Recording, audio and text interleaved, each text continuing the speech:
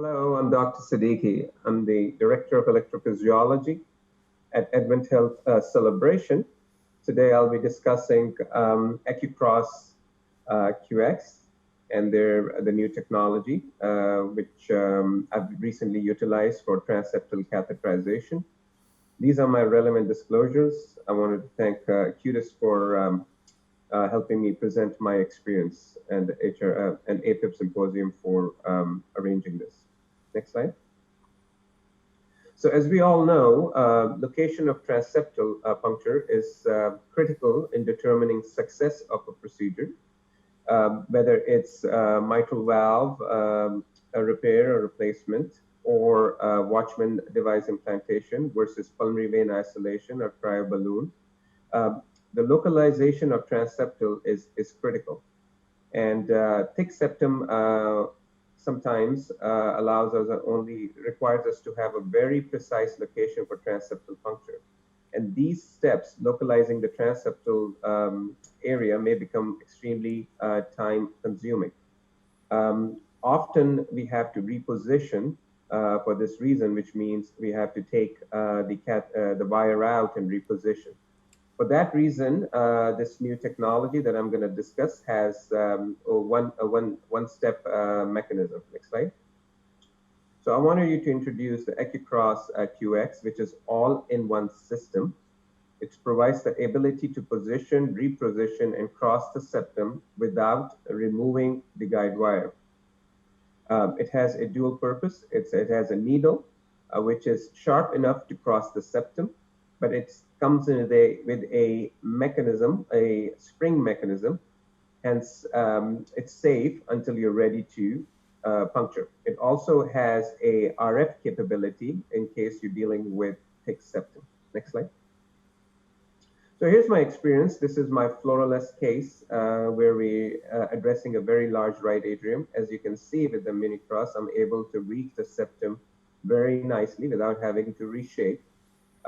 Where I can visualize my pulmonary veins. This is an RF procedure, hence we want to puncture at the level of left inferior pulmonary vein.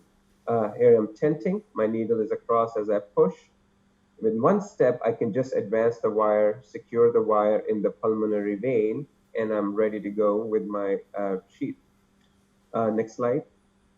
Here's another different case where actually I had to reposition the wire because I was not happy with my puncture. So once I was done with the puncture, I didn't have to take the whole system out. I repositioned my wire, put the wire in the SVC, re-advanced the sheath, needle and the sheath, and then drop down the whole system, as you can visualize. And as I tented the fossa, since the fossa was quite thick in this case, it was difficult to advance just with needle alone. So in this particular case, it was very easy to use RF.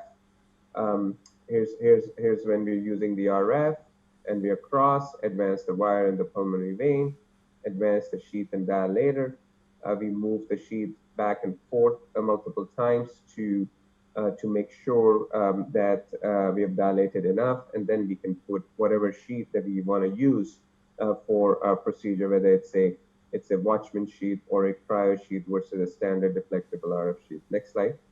Another beauty about this AcQCross system is the compatibility with the leading deflectable sheaths which are available. The first one is the Agilis sheath that we've given an example of. This snugs in really nicely into the sheath. It makes it feel like one system.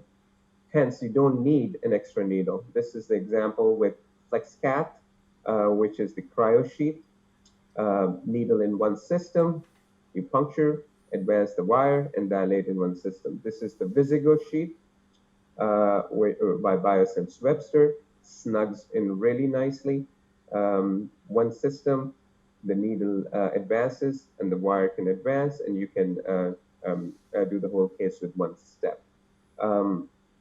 Acutus also has their own deflectable sheath, which is the AcQGuide Flex, which the AcQCross can be used with, and they have the non-deflectable sheath, which is the AcQGuide Mini that I displayed in